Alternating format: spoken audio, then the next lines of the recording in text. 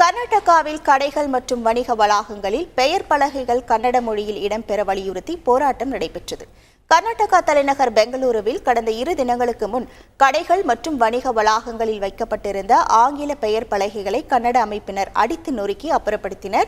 வன்முறை சம்பவத்தில் ஈடுபட்ட 28 பேரை போலீசார் கைது செய்து சிறையில் அடைத்தனர்.